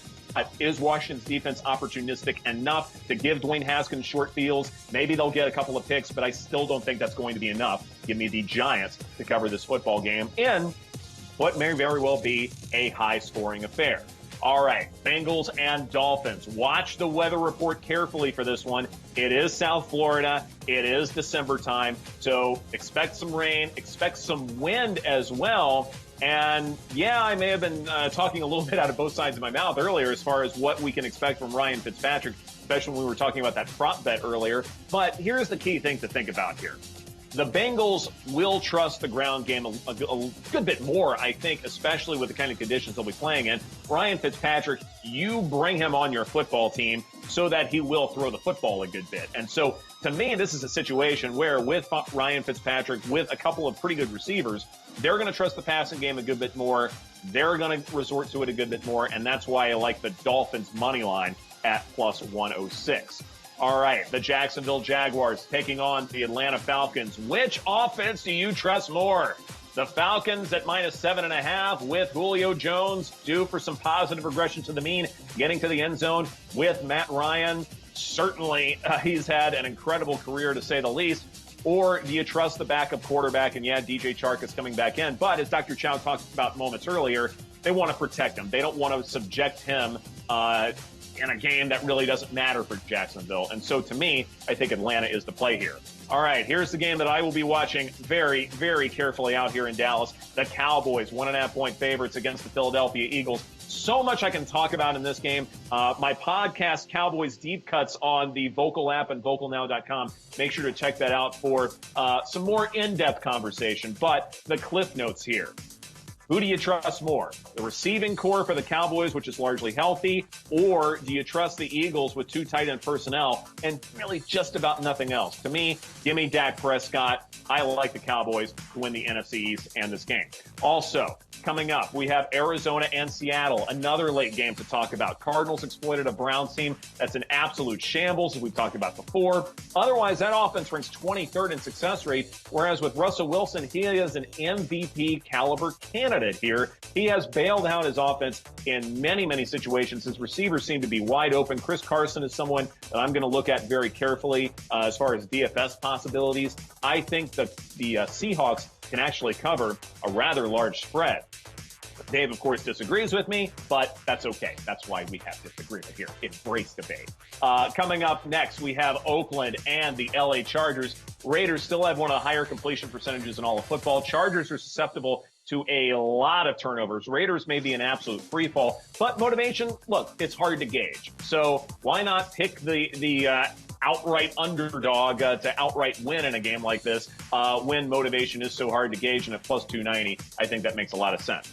All right, Detroit and Denver.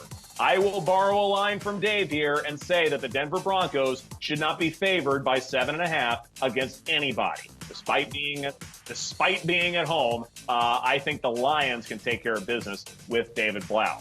All right, so that just about does it for our work here on More Ways to Win for this Week 16.